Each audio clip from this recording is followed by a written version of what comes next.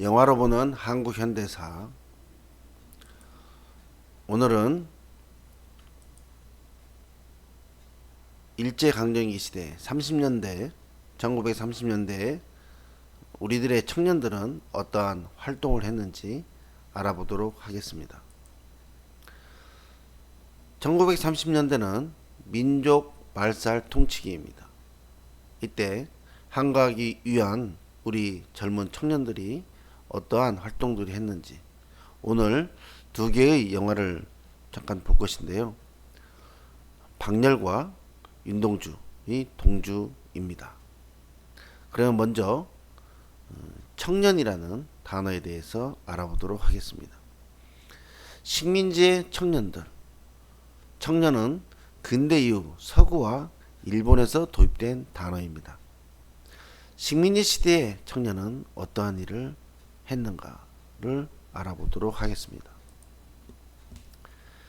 청년이라는 말은 일본에서 번역한 청년이라는 것이 우리나라에 처음 사용된 것은 1896년 97년 무렵에 도쿄로 유학 간 관비 유학생들이 발간한 친목회 회복 5호에 실린 남순이가 쓴 유민설이라는 논설에서 청년은 근대 교육운동의 대상인 새로운 젊은이를 지칭하는 말로 사용되었습니다.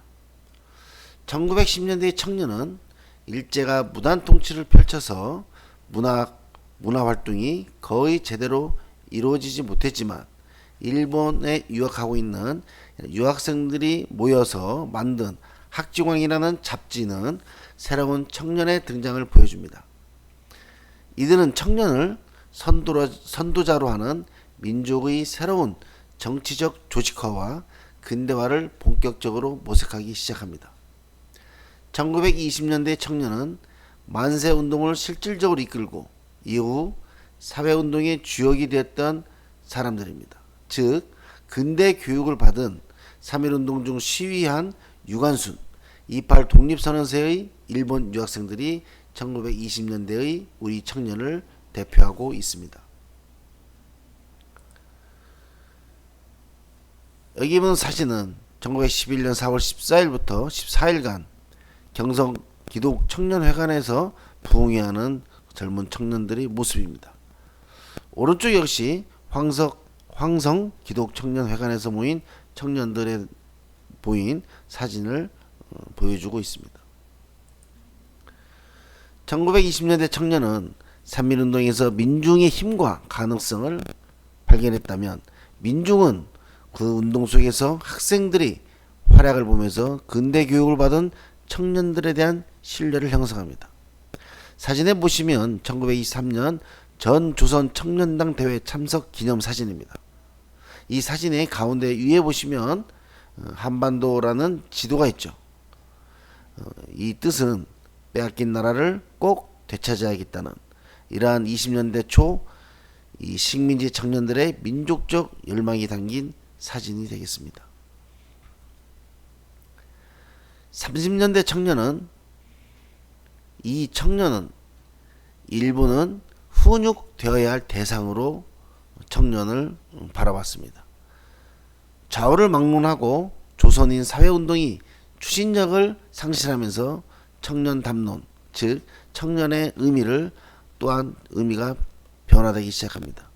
다시 말하면 청년은 어떠한 그 사회의 주축이 아니라 문제 해결 주체에서 문제 그 자체로 바뀌고 사회를 이끌어나갈 존재에서 사회가 해결해야 할 고민거리로 전락됩니다.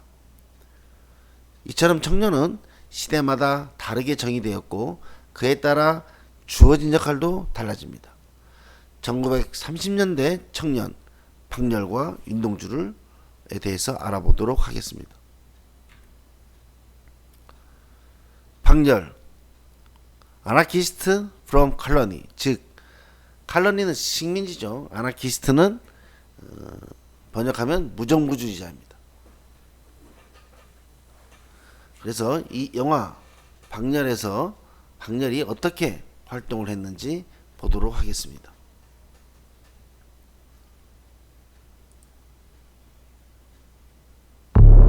三日運動のように朝鮮人虐殺事件も隠蔽しようとしている。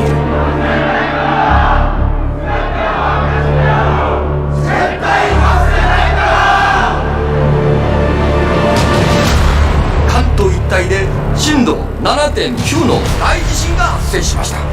上水道に毒を散布。 자경단이 눈에 띄는 대로 조선인들 죽이고 있잖아. 戒厳令を宣布する。 나는 잡힌다. 지態がだんだん広がっています。ここに拘束されている朝鮮人の中で一人だけ選べ。朝鮮人は英雄、我々には敵となる敵党のやつ。不定茶主会僕ですが、広木と皇太子殿下を暗殺しようとしました。爆弾大逆罪です。 우리 전부를 올가매려고 할 거야. 한 사람으로 몰아야 돼. 必ず奴を裁判にかけろ。兵力ゼロ寄贈兵。この事件はどう見ても捏造だ。이 재판이 조선에서 화제가 되게 해줄 수 있겠어. 白と共に死ねるなら私は満足しよう。 우리 조선인들에게 꼭 보여드리고 싶은 것이 있어. 이제 시작이잖아.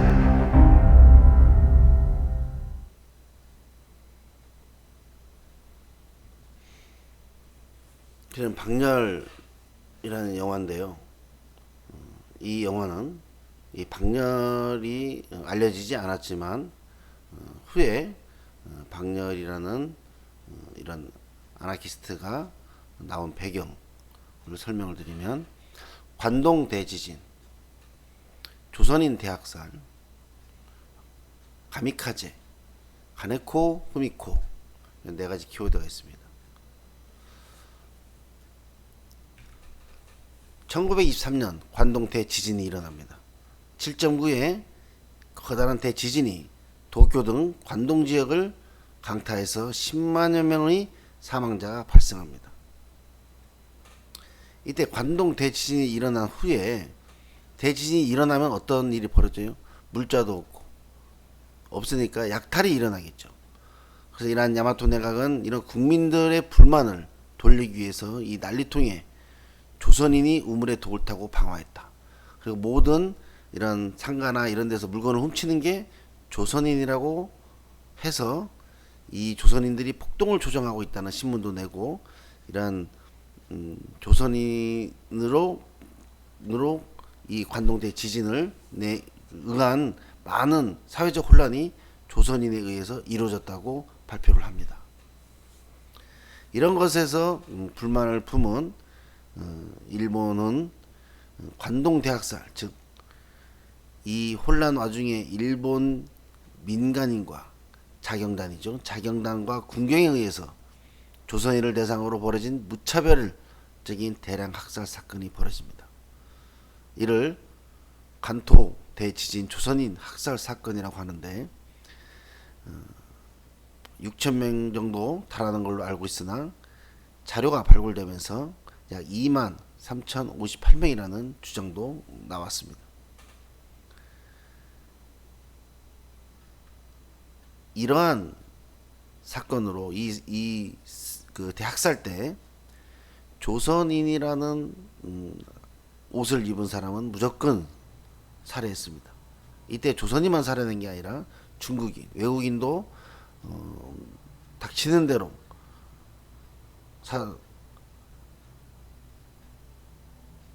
학살을 해서 이 조선인들이 일본 옷을 입고 숨는 경우가 많았는데 일본 옷을 입었어도 이런 자경단들이 일본어 발음이 어려운 일본어로 물어보면서 그 발음이 틀리면 조선인이라고 간주하고 학살을 했습니다.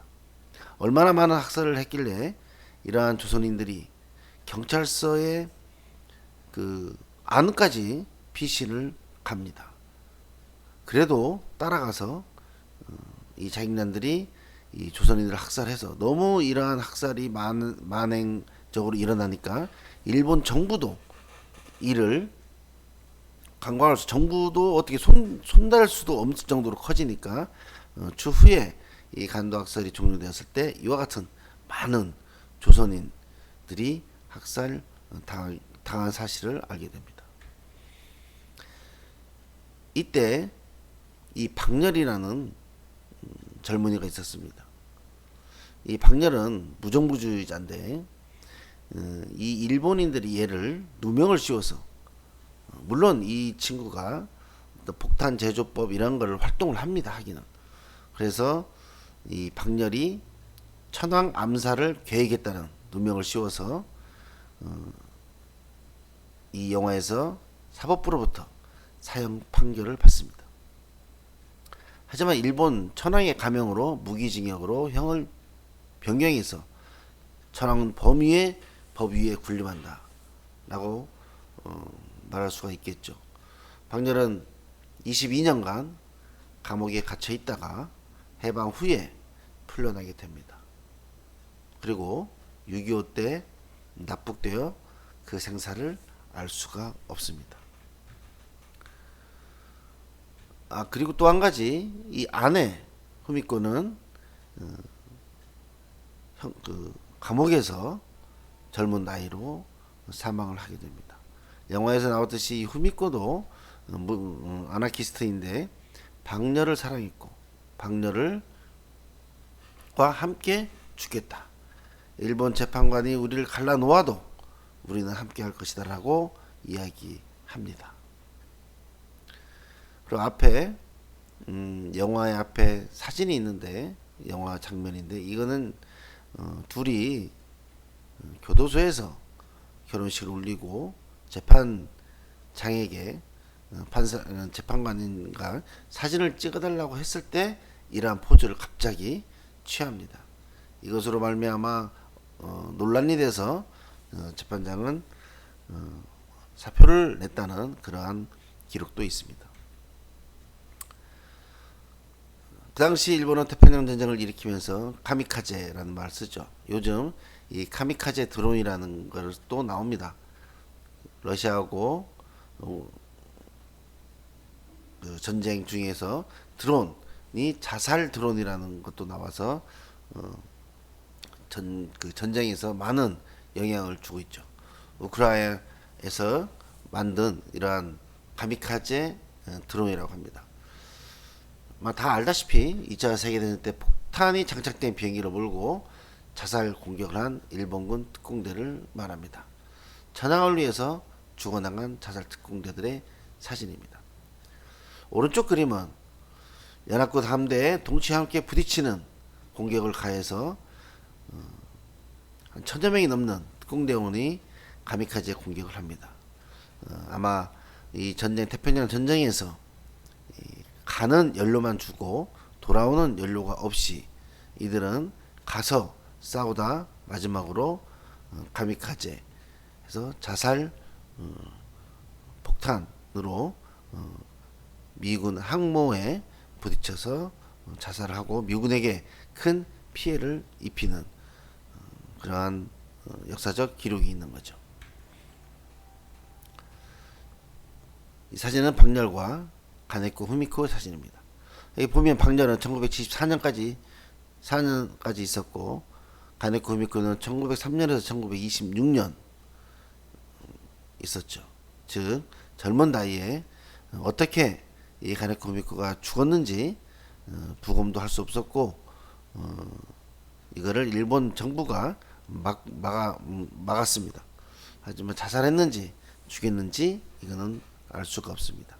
박렬은 아까 말씀드린 대로 해방 후에 풀려나서 6.25 때 납북되었다는 그러한 기록이 있습니다.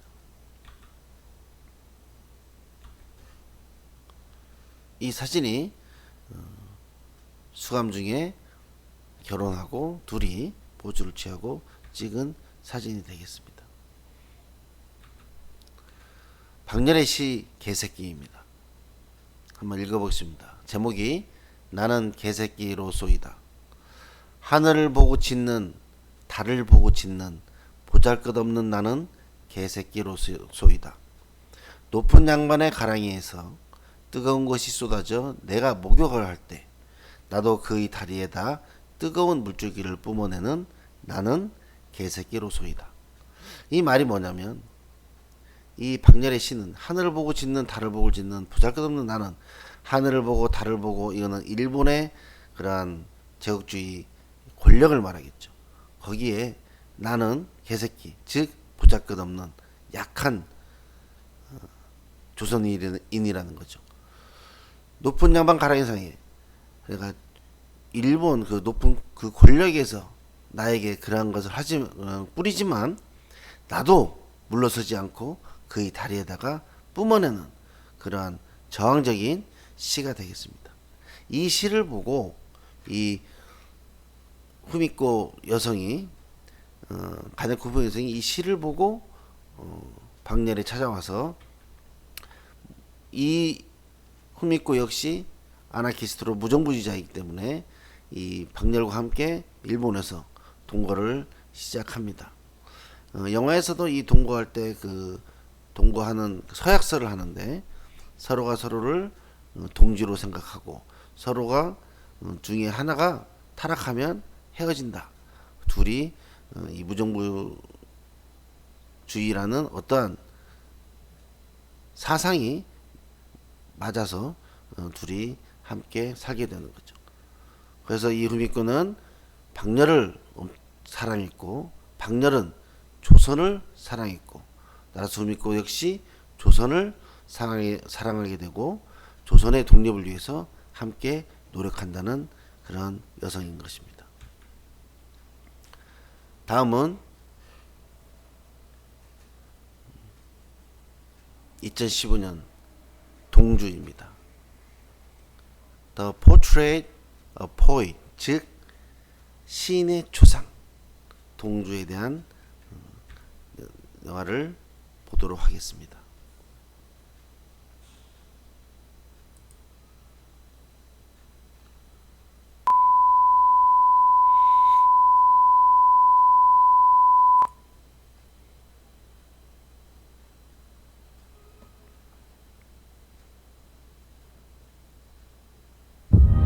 죽는 날까지 하늘을 우러러 한 점 부끄러움이 없기를. 우린 주권 없는 민족이다. 조건 없이 이상향을 노래해봐. 그게 무슨 의미가 있겠나 고민을 해봐야 되지 않겠어? 세상을 변화시키지 못할 거면 문학이 무슨 소용이 있냐? 시도 자기 생각 펼치기에 부족하지 않아. 야 동주야, 니네 시를 계속 쓰라. 총은 내가 될 거니까. 국가가 국가를, 민족이 민족을 핍박하고 억압할 때 그 국가와 민족에게 남는 것은 패망뿐이라는 사실이 貴様の詩を読むだけでも十分に悲壮な歌がしい。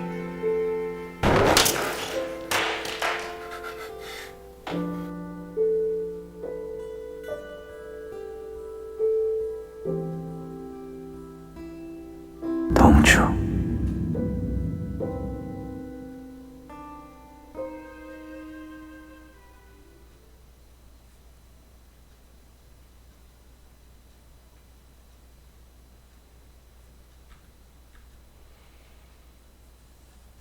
여기에 두 사람이 나오죠. 윤동주와 송몽규. 사실은 송몽규가 항상 1등을 했습니다. 윤동주는 항상 2등이었죠. 이 둘이 일본에 유학해서 다양한 많은 것을 공부하고 똑같이 1945년 두 사람은 사망을 하게 되는 거죠.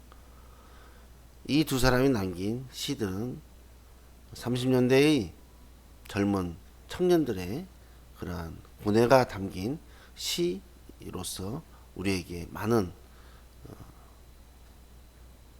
기억을 되새기도록 하는 그런 시들을 남겼습니다. 이 안경 쓴 사람이 송몽규고 그 다음에 윤동주가 같이 함께 사진을 찍는 그림이 되겠습니다.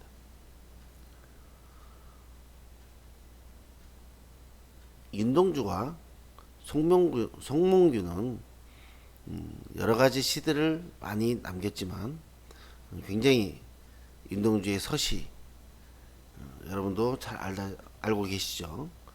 이 서시를 한번 읽어드리고 알려지지 않는 밤이라는 송명구의 시도 한번 보도록 하겠습니다. 오랜만에 윤동주의 서시를 읽습니다. 죽는 날까지 하늘을 우러러 잎새에 있는 바람에도 나는 괴로워했다.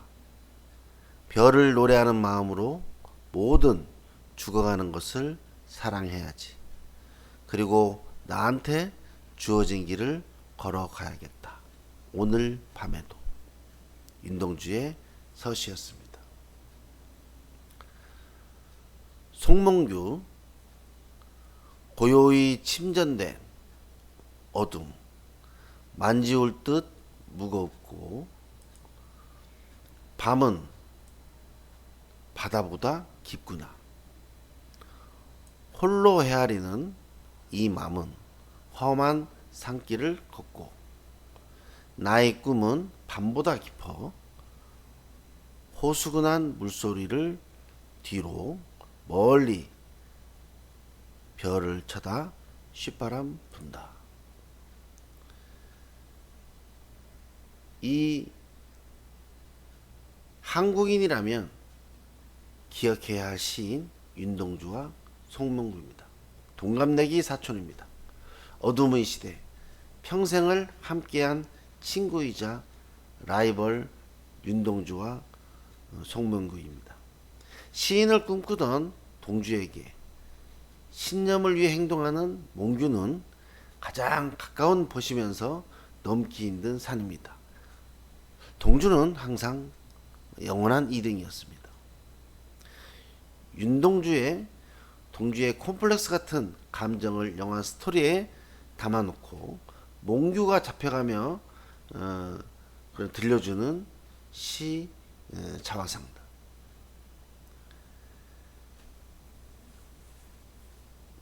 (27세) 청년의 느낌.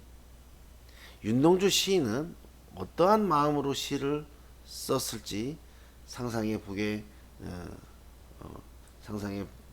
합니다. 또는 사랑에 빠졌나. 그냥 새로운 해석을 볼 수도 있는 그런 작품인 거죠.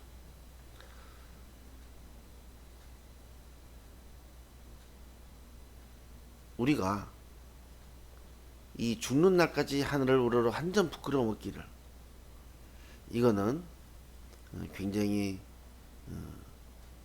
파국 직전에 남자의 사연을 보여주는 그런 플래시백 같은 의미도 생각해 볼 필요가 있는 거죠. 이처럼 이 두 사람의 시를 들으면서 1930년대 우리 청년들은 어떻게 활동을 했는지 알 수가 있습니다.